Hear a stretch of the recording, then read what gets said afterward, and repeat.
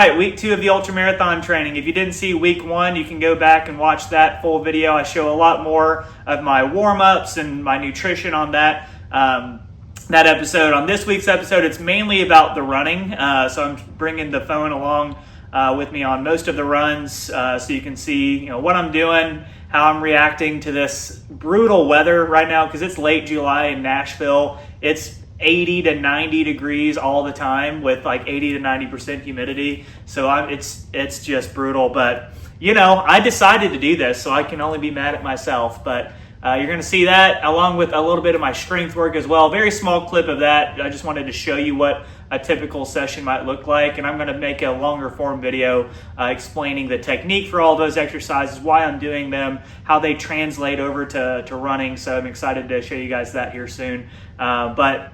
No, for this one, I got 33 miles this week, and they're gonna be sweaty. Let me show you the training schedule real quick. All right, so this is what we're looking at this week. It's kind of a weird week because my Tuesday work day is insane, so I'm not even going to be working out that day. So I'm going to do back-to-back speed workout days. We're going to see how that goes. Then you can see how I structured the rest of the week. You're going to see me on Wednesday, Thursday, Friday, and Saturday for different things. So let's get to it. All right, it's 7 a.m. on Wednesday. I'm 2.5 miles into the 8-mile workout run.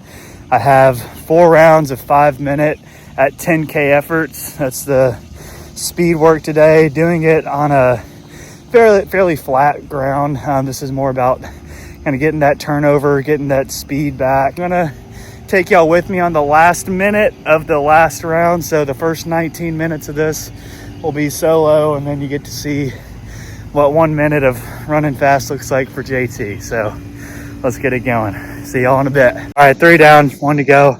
I'm in the middle of my 2-minute cool down. Usually I'll jog, but I wanted to finish the last piece of my chocolate Huma. Underrated, by the way. Some people shit on the chocolate because it's really thick. Maybe I like them thick. Maybe I'm coming on YouTube just to say that. Chocolate Huma is the GOAT. I've had that, 2 salt sticks. Ready to go for this last one. I'll bring y'all on with the last minute. You'll see what's going on. All right, 1 more minute.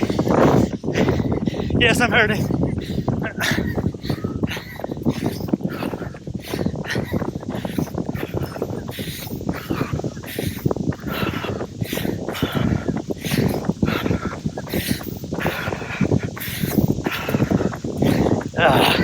Both thighs.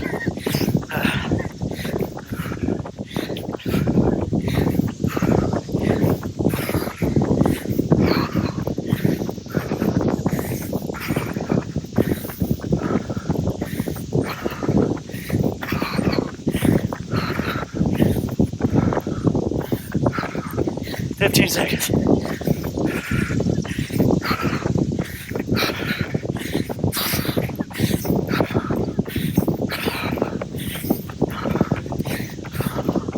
Yeah. Woo! Well, the first 2 were fun. The second 2 is when the pain started. I was going like 5:55, 6 minutes for the first 2, feeling like pretty decent, but yeah, that's what speed work does. It sneaks up on you just when you think you're safe. You start to feel this deep burn in your thigh, and it doesn't go away, and it just gets worse. Breathing starts getting heavier, but again, that's what we're here for. Here for a little bit of that pain therapy. And then we're gonna run about 2 miles back, a little cool down, and get going with the day. But thanks for tagging along. Hope that was fun for you. Guess what I don't want to do today? Run. Guess what I'm gonna do today? Run. Welcome to Ultramarathon training. Thursday run, 6 miles, 20 minutes at tempo, 6:35-ish pace. That's fast for a day like this when you don't want to run. But luckily I got some coffee in me. I'm gonna do some plyometrics to get my heart rate up and just suck it up for 20 minutes. Here we go. Yeah, that one sucked. That was a rough run. I was supposed to run 6:35, 6:25, 6:15 for the 3 fast miles at tempo. I think I touched 6:35 for like 20 seconds. First mile was 6:45, second mile 7:05, and then I tried to pick it up for the last one, 6:58. So yeah, pretty much the exact opposite of what the plan said, but it's hot as nutsack out here still. 78, 80 degrees with 90% humidity. I got out at 7 a.m., which you would think is early, but that's like midnight for runners right now. It's way late. Should have gotten up at 5:30. Got to start going to bed earlier or something. And I ran yesterday, did that hard workout. So not ideal to do back-to-back hard days like this, but kind of had to with the work schedule. So you take it. Not every run is going to be your best. I learned that very early on. If you show up, if you put in the effort, like focus on the effort that you did, like, 7 out of 10, 8 out of 10 effort, which is where I was the whole time. I can live with that. All right, Friday morning recovery walk. I want to talk about taking care of your mental health while you're training for a race, an event, a marathon, where that's your focus. That's where you structure your schedule around, and you're like thinking about it, like how you're gonna fit it into your day. I've noticed over the last week, I'm waking up later and I'm having to rush into my morning to get in the run because it's so hot out. I have to get it in the morning, and then typically I have to get my work day started fairly soon after that. So what that has meant is that my normal time in the morning, where I would take it slow, do a meditation, read a spiritual book or scripture and pray, and go on my nice little easy recovery walk where I'm not running, panting and focused on the workout. Now I'm just outside taking in the sunshine. Those mornings where I can do that, have that slow ease into the day, my days are just 180 degrees better than when I wake up late, I rush out, I'm just go all the time. I feel disconnected. I feel like I'm on autopilot, like I'm just a robot doing things, and I'm not being a human and reflecting and being slow in the mornings, where I think personally is the best time to be slow. So it's just something that I've learned recently. Literally this week, I'm noticing that today, this morning has been the best morning that I've had because I've been able to go slow. So if that's part of your rhythm, try to keep that somewhere in your day. Wake up earlier, go to bed earlier, find a spot in the middle of the day or late. It has to be something in your day where you slow down, reflect, and have that time to spend working on yourself, knowing that your identity is not a runner. You're not a marathon runner, ultra marathon runner. You're a person. You're human, right? So that's I'm coaching myself right now. That hurt to say, because I have been I've been working on that big time this week, is figuring that out. So I just wanted to share that. I think that's important for people like us that do these crazy things to remember who we are, and take care of that first. All right. Cheers. See you tomorrow. All right, and here's a short clip of me doing some strength work. This is me doing the lat pull down. You can see I'm talking during this. I'm giving a full explanation of this, which I'm making a long form video on. The pelvic thrust, every girl's favorite workout, and then my favorite workout, the kettlebell creep, an upper body push, and then the last one's the kickstand split squat. Make sure you're looking for the long form video here soon where I explain the technique and why I'm doing all of these. All right, a happy weekend, y'all. It's Saturday morning. It's 5:30 a.m. We're getting ready for the long run today. Today's workout, 12 miles with 4 30-second surges uphill. The 30-second surges are really just to build some climbing power with tired legs, which they already are. But I'll probably start the surges around mile 6 or 7, somewhere in the middle, so I can have enough time to cool down and forget about them after. But it should be a good run. I feel pretty good.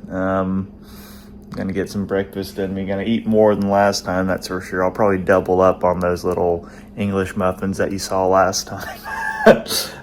So hopefully I'm fueled for the workout, and then I'll bring the camera for the workout today. I might stop in every like third or fourth mile, let you know that I'm actually running, that I'm not faking this crap, and then we'll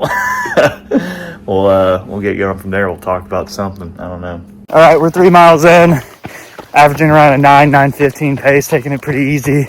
It took me about 2.5 miles to kind of get that heaviness out of my legs, even after the warm up. So legs are catching up, but dude, it's just, I wish y'all could feel how muggy it is right now. It's like running through a freaking swamp. I'm so sweaty. Gonna have to like really pump the electrolytes here in a second, just to power through this. But yeah, almost done. Well, no, we're not. I'm not good at math, sorry. All right, 6 miles in, around mile 4, I took my Humagel, and around mile 5, I felt a brick in my like lower intestine. It is not sitting well. But either way, I got to do some hill surges now. Not hill repeat, so I'm not doing like them right in a row. Pretty much from here on out, on the run, if I see a hill, I do a 30-second surge. I'm only doing that 4 times though, not like every hill. But yeah, we're on the hunt for some hills. Let's go look. Look, I found one. Here we go. Woo! It's fun for the first 5 seconds, but then it starts to burn pretty quick.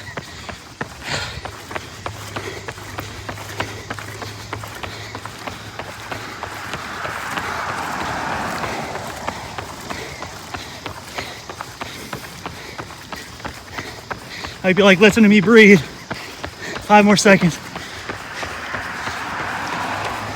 Okay. That was fun. I have a feeling the next 3 are not going to be as fun, but let's go look for some more. I'm not going to videotape me running the next 3 because that'll just make the video too long and boring. So I'll just show you what the hill I'm running, and then I'll show you the reaction after. This is a steep one. Yeah. Yeah, I can confirm second one's not as fun as the first. But maybe the third one will be fun. Let's see. All right, we're 9 miles in, got 2 more hill surges left. Right now, I'm not hungry at all, but what I've learned is that even when you're not hungry, you still need to fuel, because your body can trick you into thinking that you're not hungry because there's so much blood flow going everywhere else. So I got a little pastry crisp. That's honestly one of the best things about ultramarathon training or any sort of like endurance training. It's the excuse to eat candy all the time, and like it's encouraged. I mean, just straight carbs, sugar, processed. Don't give a crap. Oh my god. I probably should chew the food first. Hold on. All right, all done. Sorry if you guys were looking forward to watching me eat, but I eat like I don't eat pretty, okay? And I would prefer not to show that right now. Maybe when I get more comfortable with you guys later. But let's go finish these 3 miles. All right. I didn't film the last 2 surges. I figured y'all got the point. I'm just running really fast up a hill. I actually ended up doing a 5th one because the 4th one that I did, the hill wasn't steep enough, which is a sentence I never thought I'd say in my life, but welcome to ultramarathon training. But no, overall, I actually felt okay near the end. Once I got the 2.5 miles kind of warmed up and got the heaviness out, legs felt pretty good the rest of the time, even during the surges. So, I mean, it wasn't perfect, but I liked the run. It was good. Let's go recap it and eat. Oh, also, just want to prove to y'all that I'm actually running. Here's my watch. All right, 12.01. Go 0.01 more, Nick Bear. Let's go. All right, week 2 recap. Biggest takeaway this week, learn to not stack speed workouts back-to-back days. I did Wednesday and Thursday speed workouts because my schedule kind of called for it. My Tuesday was insane with work, started really early, and I just didn't have it in me to wake up that early, so I had to push through to Wednesday. So it's kind of a weird week for me, and that it just killed me this week. That was, my legs were toast on Thursday. I did a lot of recovery work, but at the end of the day, your body just needs time and rest. So my legs are pretty heavy near the end of the week. It started off slow on the run this morning, but I was really happy with the sleep that I got last night. That really helped kind of power me through this run. Sleep nutrition, hydration, the big three. Like if you can like nail those, the big pieces of the puzzle, all those small little things that we do, like recovery sessions and dry needling, massage therapy, all those things that feel good and that are small puzzle pieces, those are even more effective when you actually are working with the rested body. So learning a lot about, I'm a student to this. Like I hope y'all realize that I'm not an expert at this. I'm still learning a lot about running, my body, strength training, how they all mix and match together. My expertise is in physical therapy. It's not in running and stuff. So what I'd like to do though is talk about my expertise in physical therapy on next week's episode. It's going to be a little bit of a different feel to it, a little bit more physical therapy centric, how to take care of your body as a runner, how to kind of work through your like different types of pains and aches as a runner, and knowing like when it's good to run, when it's bad to run, when you need to do some physical therapy work on yourself, and how to do those physical therapy things. So we'll show you that. I'm excited to kind of bring in kind of my I can't even talk right now. My brain's kind of dead. I need to go eat. What I'm good at, physical therapy, not running, because I'm still really sore. But either way, week 2 done. Let's go to the next.